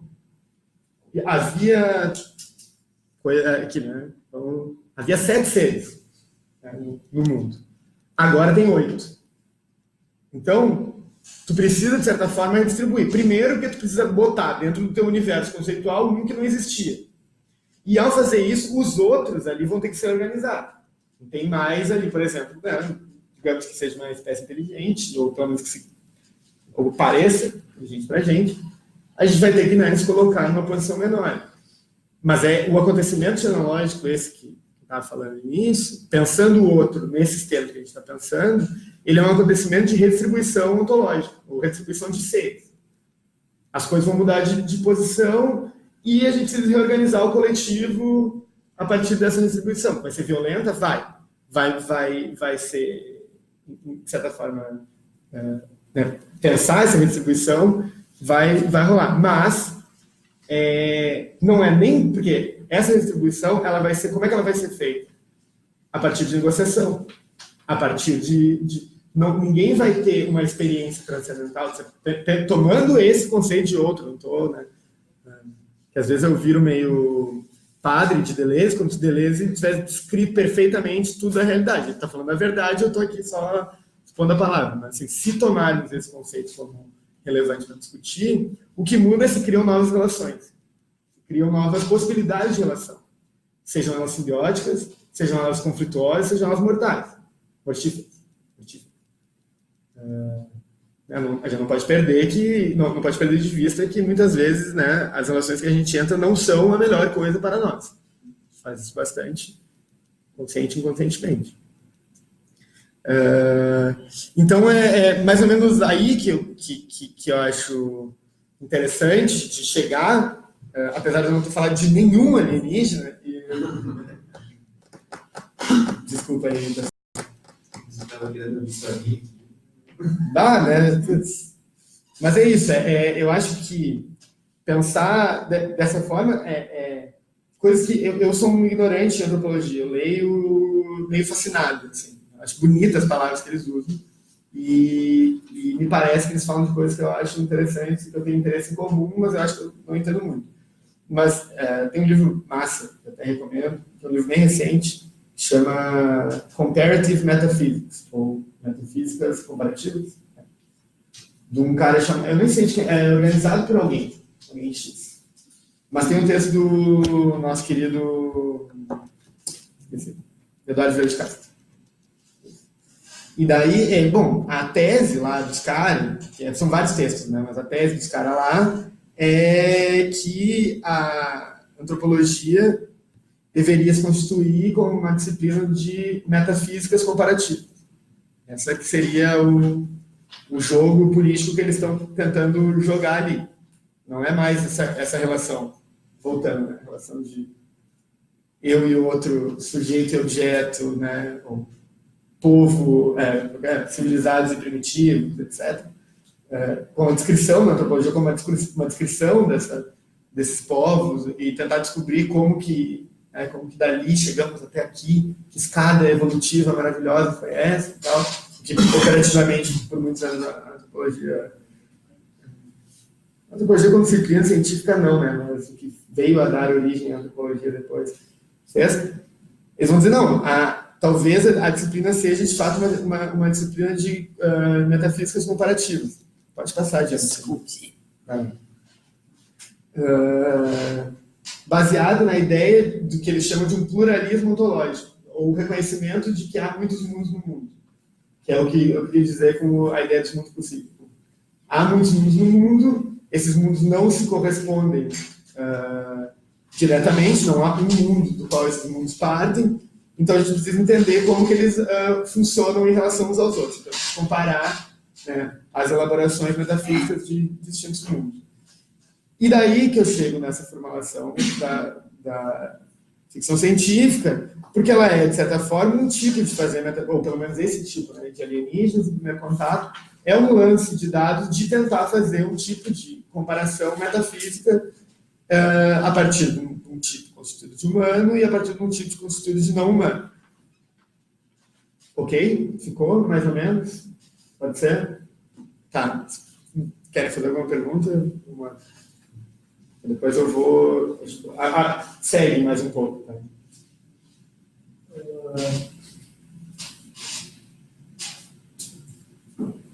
O primeiro passo para ter esse contato com o outrem, nós já ouvimos um pouco dele, é o ler, ter contato com de um rosto. Uhum. Só que se a gente não tem contato com esse rosto, a gente não sabe se tem um rosto para ser visto. Uhum. Não tem nem quem vê o rosto também, né? Não é um rosto sendo visto. Que esse tipo de exercício... Tá, desculpa. Segue. Pois é, pelo meu lugar é tipo... Eu estou sendo um pouco, talvez, advogado do diabo. Porque no olho esquerdo do outro, lá, a autoridade absoluta, uma coisa tecnicamente utilizada, tem mesmo uma metáfora teológica, parece, né? A relação com o outro parece que é um abismo que nunca chega lá. Só que a gente também não sabe o que é o outro. Eu não sei se supõe que o outro é um ser humano, como eu, talvez sim. Só que nesse esquema do rosto, se a gente não sabe o que poderia ser o rosto, ter rosto, para ter contato, como que a gente pode se educar, se transformar, ou seja, como dizer isso, para conseguir ter contato com esse rosto. Será que não está no programa muito parecido? Não, pode ser, mas é que eu acho que o contato com o rosto seria tipo uma ordem de materialidade fundamental. O desejo de diferença e repetição diria que o rosto é sim. Então, acho que está nesse ponto aí. O dado, o rosto estaria na ciência do empirismo transcendental, que é a pergunta do como o dado é dado. Então, é isso que seria o rosto, tá ligado? Eu acho que talvez o rosto seja o mais, por um lado, está mais concretamente estabelecido, o menos abstrato, que muito possível, ou linguagem, informações um pouco mais, né, abstratas, mas, ao mesmo tempo, é o único que só pode ver depois, tá ligado? O rosto, ele é resultado do processo de existência de um mundo possível e resultado do processo de existência de linguagem. Ele é quase como se ele fosse logicamente anterior, mas ele é concretamente posterior, sabe? Eu acho que é por aí. Assim. Tu conhece a existência de um rosto a partir dos efeitos que tal rosto produz e, logicamente, tu intui a existência de um concreto. No sentido esse filosófico. Eu acho que daí tem sentidos distintos, sentido científico. Né?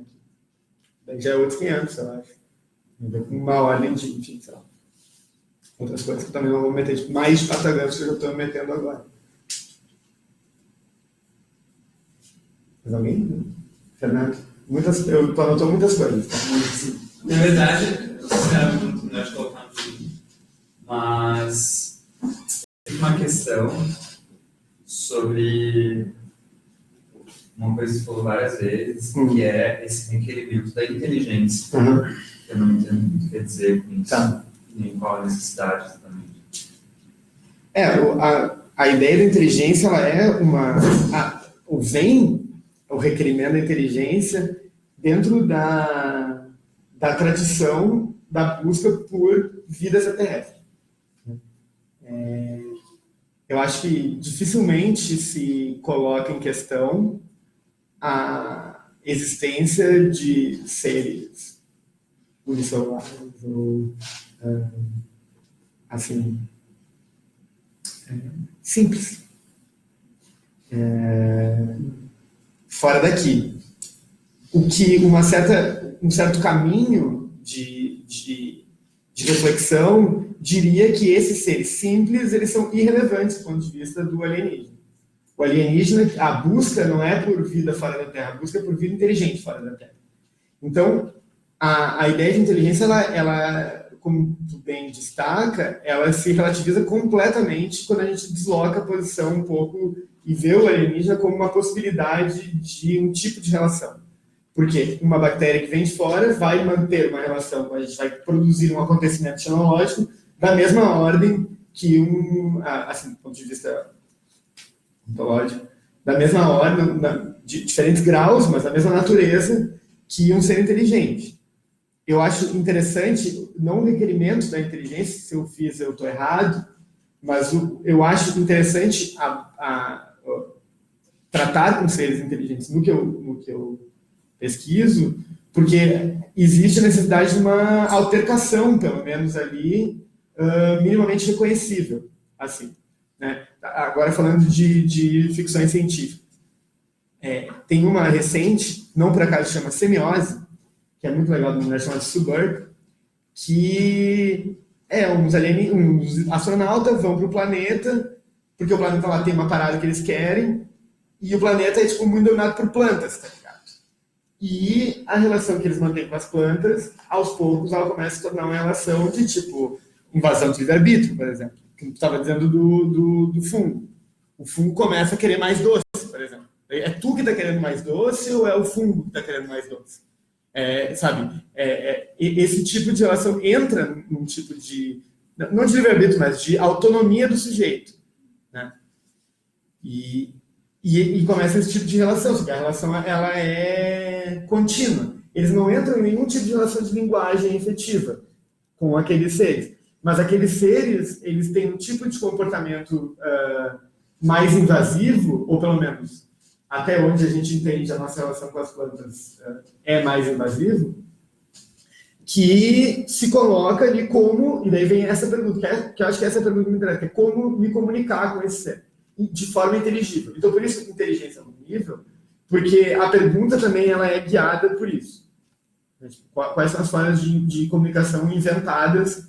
E daí lá no livro eles comem as plantas, eles fumam as plantas, eles fazem vários bagulhos, fazem umas babosas, assim, para tentar entrar num tipo de comunicação mais controlada da parte do humano e da parte da inteligência do humano. Entretanto, a relação já estava colocada, né, na questão. Por exemplo, tem outra historinha de Alien que é muito legal, que essa eu li muito recentemente, ela me impressionou muito, eu nem te falei dessa ainda, mas é muito boa, que chama Rosewater. Já ouviu falar? Alguém já ouviu falar Rosewater? É de 2018. É de um autor inglês de origem nigeriana. Mas ele já é nascido no Londres. Mas é muito massa, que tem muito a ver com essa questão da relação inteligente, porque chegam aliens do nada que sabem tudo sobre humanos. Chegam falando bem pra caralho, já sabem quem é quem, drama, trauma, uma pá de coisa, assim, eles tipo, entendem a humanidade no limite do que a humanidade se entende. E isso é tomado como um choque e tal, até que em determinado momento da narrativa se descobre que, na verdade, havia na nossa atmosfera o que os pesquisadores daquele momento, porque os alienígenas, às vezes, eles não são hostis, eles são fofos, assim, até certo ponto. Porque o livro não termina, né? Trilogia, né? Que eles adoram isso. Por isso que eu tô meio de cara com os últimos 3 livros que eu li, muito bons, os 3 eram trilogias. E, tipo, não saíram os novos ainda. Então, porque não fazem esse meio fino. Mas, enfim, esse Semiose é uma trilogia também. Mas, enfim. E daí, o pesquisador que está envolvido com isso descobre que houve, em determinado momento, na atmosfera, uma xenosfera. Que ele chama de xenosfera, que eram, na verdade, esporos de cogumelo, né? Tipo, no formato de esporos, que os humanos iam aspirando, ficando na pele, e eram tipo micro computadorzinhos, assim, que iam, com sensores que iam agregando um determinado tipo de informações, inclusive entravam para dentro do sistema nervoso e deduzindo, a partir de uma linguagem binária lá, eles conseguiram deduzir uma ordem de linguagem. E esses objetos mandavam sinais para uma nave que estava longe, e em determinado momento a nave chegou e já sabia tudo. Então, existe essa xenosfera. Por que eu estava falando da xenosfera agora? Esqueci. Inteligência. Comunicação. Então, porque é uma ordem de inteligibilidade diferente que se coloca a partir disso, né? O cara é biólogo, né? Então ele vai entender que... Eu acho que é uma relação muito que se coloca com o cogumelo, que é o modo como a gente interage com eles, tem muito a ver com isso também. Mas é um tipo de relação que não se dá através do diálogo e não se dá nem através mesmo de uma ordem de inteligibilidade. Se dá através do tipo, fetiche da ficção de tecnologia.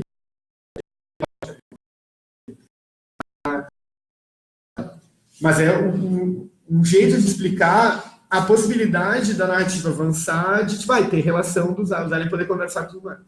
Ele inventa, e o que me interessa é justamente esse dispositivo, né? Porque assim, tem um drama ali no meio, que é os aliens com esses caras. Mas ele usa, o negócio da xenosfera é um detalhe. Mas eu acho que a xenosfera é fundamental para entender determinadas coisas, porque é a invenção. Como é que o cara inventa? Sabe?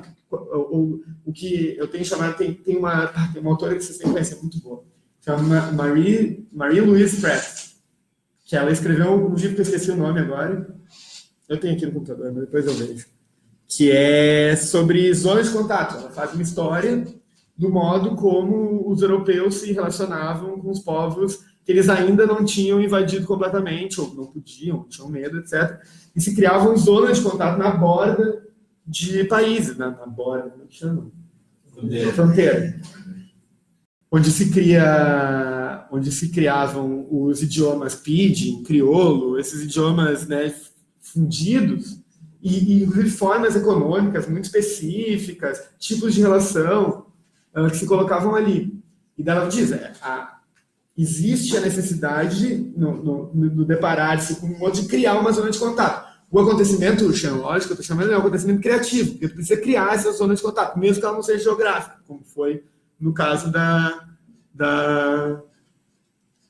história da colonização, do colonialismo europeu. E dessa zona tem uma interessante. Por que a pergunta? Fiquei pensando que distinção a gente está fazendo. Acho que é uma pergunta muito difícil, né? É uma pergunta difícil. Mas que distinção você está fazendo daí entre comunicação e linguagem, ou entre comunicação e interlocução? Né? Porque quando tu coloca essa exigência, eu entendo que tu coloca a exigência da inteligência para tu poder ter uma situação que é de interlocução e não apenas de comunicação. Mas me parece que é termo. Eu entendi. Né, assim. Eu entendi o que quer dizer. O que eu diria a comunicação está estabelecida, dependendo do conceito de comunicação, mas só que existe nas próprias narrativas e tal uma relação imediata entre comunicação e inteligibilidade. Sempre se produz a necessidade de uma comunicação efetiva que se avaliza pela relação de entendimento ou de contato entre inteligências. Então, se o que me interessa é as invenções absurdas que se faz para tentar manter uma hora de inteligibilidade com um alien, eu não me importo se tu mantém ou não, se tu conversou ou não. Tem um livro, agora eu desafiei a falar dos livrinhos. Quem está com o Fernando até, eu ia trazer, mas não veio, que é um livro que é muito incrível. Infelizmente não foi traduzido ainda, mas eu gostaria que alguém traduzisse. Chama Blind Sight, de um cara chamado Peter Watts, que é incrível, num certo sentido. A história clássica é tipo, em determinado momento chegam várias navezinhas em volta da Terra, todo mundo vê, e elas ficam tipo, filmando todo mundo, parecem estar filmando todo mundo por tipo 10 anos. E ninguém sabe o que fazer. Os caras matam um, mas aparece outro, tipo assim, de um dia para o outro, entrou num estado de vigilância absoluta. E daí, de um dia para o outro, essas navezinhas explodem todas. E silêncio absoluto por mais 10, 20, 30 anos.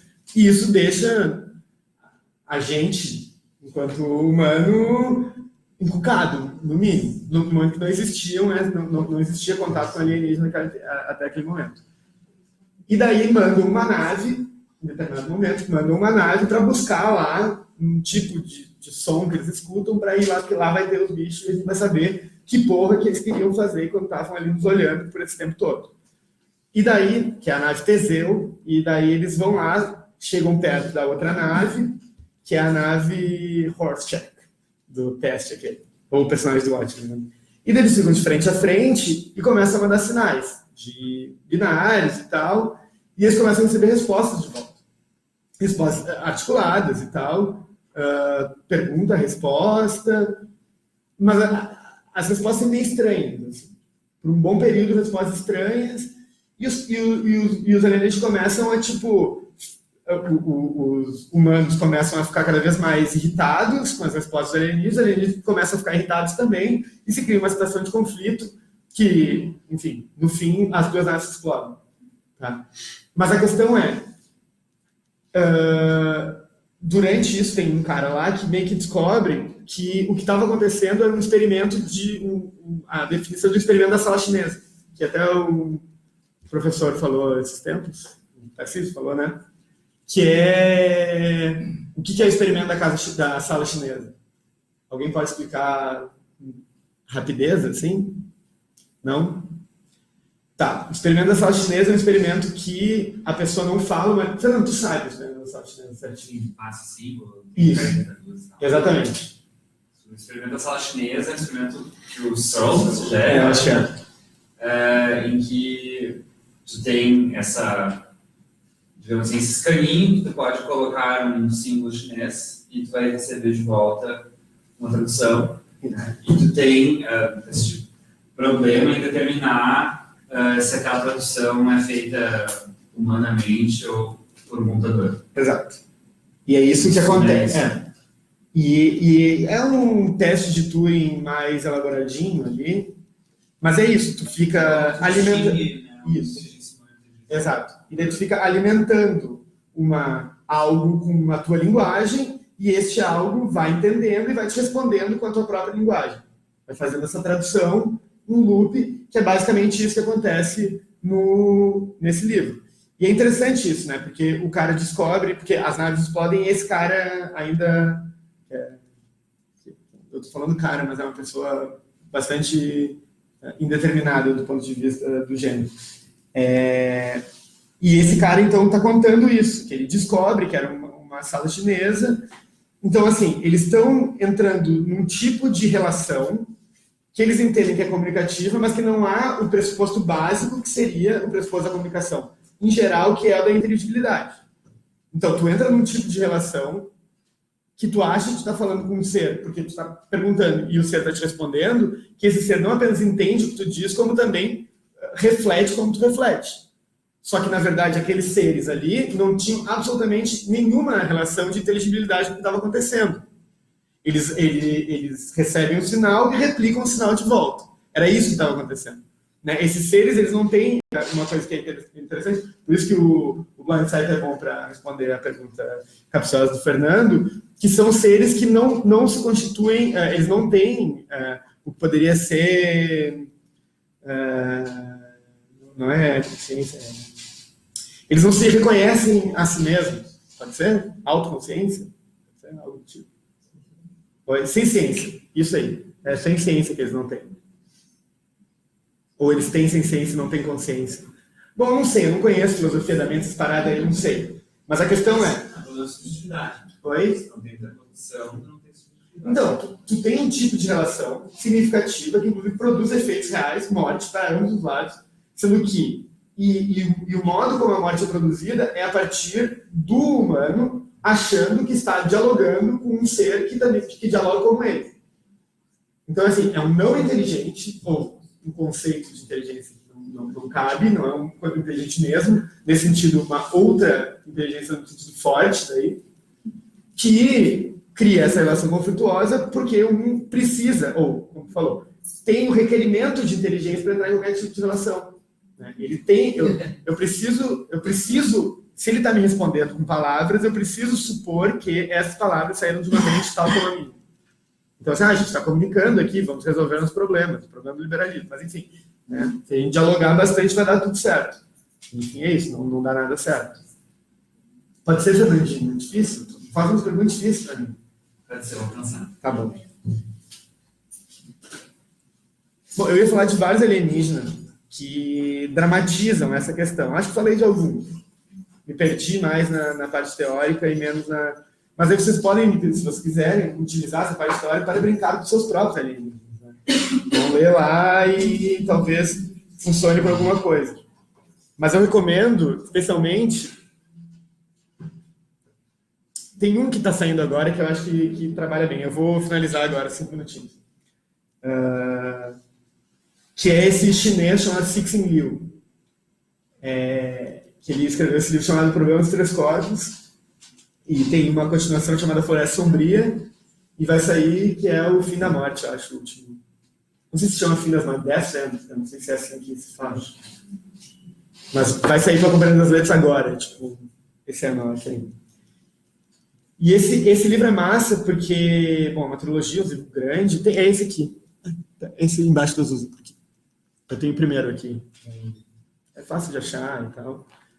Mas ele trata, é um tipo de primeiro contato com alienígenas à distância, né? Porque existem 3 tipos de primeiro contato. Tem o primeiro contato que acontece na Terra, um que acontece fora da Terra e um que acontece à distância. Não é um contato direto. Mas é interessante porque ele resolve problemas que são importantes de levantar. Eu quero terminar a fala chamando a atenção para esses problemas, que é 3 problemas da ficção científica como um todo, que ainda incorre em questões, em geral, que são questões difíceis, assim, eu acho, pelo menos, questões chatas. Por exemplo, uma questão que é a questão da homogeneização dos coletivos. Quando acontece um encontro com uma raça alienígena, parece que toda a raça é a mesma. Assim como, quando os humanos vão encontrar, parece que os humanos estão representando a totalidade dos humanos, né? E daí surgem problemas, são problemas muito abstratos, porque aqueles personagens ali são representações muito amplas de um tipo de um espírito, né? Espírito da modernidade, por exemplo. E a mesma forma acontece para um lado e para o outro. Então, a homogeneização do coletivo é uma coisa que eu acho que é um problema que se apresenta. Quem trabalha muito bem essa questão, de um ponto de vista de uma heterogeneização do coletivo, é, como sempre, o Ursula Le Guin. Todos os problemas o Ursula Le Guin já resolveu muito bem. Tem uma literatura bastante refinada. Vocês podem lembrar do Mão Esquerda da Escuridão, que é um antropólogo que vai visitar um planeta onde os seres são bissexuados, eles entram em períodos de cio, em determinados momentos mulher, em determinados momentos homem, a mesma pessoa. E é um antropólogo que está lá, e ele está numa cidade, está rolando uma parada na cidade, e ele tipo, essa gente é muito maluca e tal, e ele é preso por uma questão, e acaba fugindo meio que uma Sibéria deles lá, e quando ele se dá conta, tipo assim, há todo um outro modo de lidar com a sua própria bissexualidade. Não é bissexualidade, Oi? Eu não sei como é que chama os Ursula Le Guin, o pessoal lá do Mão Esquerda da Escuridão. Como é que chama eles? Mas eles têm os dois sexos. Tem os dois. Não, eles são assexuados na maior parte do tempo e eles entram em períodos de cio. Em determinados momentos, eles tipo, mulheres, no sentido de eles engravidam, mas no outro mês eles viram homens e, tipo assim, vão para... Então, eles não têm, a maior parte do tempo, né, órgãos sexuais. Eu não sei se tem... Exato. Mas, enfim. Eles têm esses períodos. Assim. Então, esses seres... Daí, na cidade, eles lidam e criam toda uma cultura, uma articulação específica a respeito disso, que é de uma forma X. O mesmo povo, os mesmos seres, as mesmas pessoas, em outro canto do planeta, resolvem de uma maneira completamente distinta. Né? Não muito diferente como acontece no nosso próprio planeta. O que muitas vezes se solta um pouco, se perde de vista um pouco de que né, as culturas não são... Bom, não vou nem falar para vocês. Tem e eu acho interessante porque justamente esse livro ele dá conta disso muito bem, assim, dos dois lados. Porque há facções dos aliens que estão vindo, há facções, tem uma facção religiosa, uma facção militarista, uma facção cientista, diversas facções estão brigando aqui na Terra entre si para ver como lidar com o fato de que daqui a 2000 anos vão chegar aliens, que é isso, eles estão muito longe. Mas eles vão chegar. Eles anunciaram que vão chegar. E como é que a gente vai lidar com isso? Então, a briga é muito grande. Da mesma forma, os aliens estão vindo, porque no meio do caminho eles desistem. Começa a brigar entre eles lá, tipo, não, os humanos são muito chatos, tá ligado? Tipo, vamos dar outro rolê. Então, esse livro, ele tem essa coisa interessante. Oi? Pode falar. Não, mas lembrei na real foi a questão clichê da busca da vida extraterrestre, que é se estamos sozinhos. Isso supõe uma homogeneização total do planeta inteiro, assim, sozinhos com o quê? Não, É um solipsismo de espécie, né? então, é isso, que tipo, esse é um outro problema teórico que eu vejo, vou botar, era 3, mas vamos botar como 2, que é esse dispêndio reflexivo que se coloca sobre a figura do alien que está fora e a grande coletividade de outros presentes aqui, que a gente não vê enquanto alien ou como encontro possível, transformador ou etc. Parece que o planeta, que é exatamente o que você falou, o planeta ele se tornou uma homogeneização que ele não se dá mais a possibilidade de produzir encontros aqui dentro, com o próprio planeta, com os seres desse planeta, os habitantes desse planeta, as dinâmicas desse planeta, né? Como se a gente tivesse chegado num ponto que, bom, chegamos num estado de estabilização e que é preciso, para mudar alguma coisa, vir ou sair daquilo. Até o final. Então tem esse segundo problema, que é um problema interessante, que ele vem sendo tratado também por algumas ficções científicas que são interessantes. Por exemplo, a que eu mais gosto, sempre cito e tal, é o nosso amigo Jeff Vandermeer com a trilogia O Comando Sul, que essa tem traduzido maravilhoso, recomendo muito. Que é, a Terra começa a se transformar de modo que ela não funciona mais sob as regras que nós havíamos constituído, como as regras eternas da natureza do universo. Há um ponto na Flórida, onde as flores começam a crescer de modo diferente, os animais começam a agir diferente, e produz um tipo de dificuldade de comunicação, aqui, com a própria Terra. Qual é o motivo? Tem motivo. Começou a se transformar por ela mesma. Então, ele está tratando essa questão da transformação de alien da própria Terra. Sim, ela vira extraterrestre. Exato. Ela mesma se torna alien. Mas isso abre uma possibilidade gigante, né? Por que a gente não alieniza mais a Terra? É ruim falar alienizar, né? Mas assim, por que não torna a Terra mais esquisita a partir de composições estranhas? Parece que está sempre no fora, né? E o terceiro, agora o segundo problema, mas o terceiro problema que eu queria botar, que eu acho interessante, que é a ficção que a gente não trata muito, que é a representação do nós pelos eles, né? O que a antropologia me chama de antropologia reversa. Ou seja, nós estamos aqui falando sobre o nosso conceito de outro, muito pontualmente, de uma cultura específica, né? Ou como diria o Verde Castro, o outro do índio não é o mesmo outro que a gente, né? Não é que é outro. O conceito de outro é outro. Vocês entenderam, né? Então, e é interessante que há pouco, quer dizer, não sei também, né? Mas há pouca literatura alienígena que trate justamente dessa constituição do humano moderno do ponto de vista do alienígena.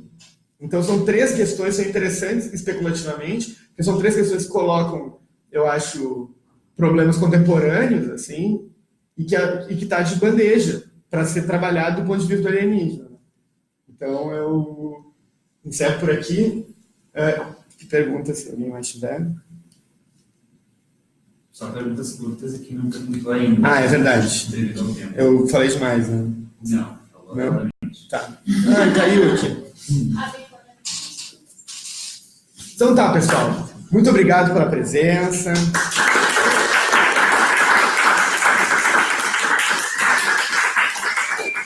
Espero que tenham gostado.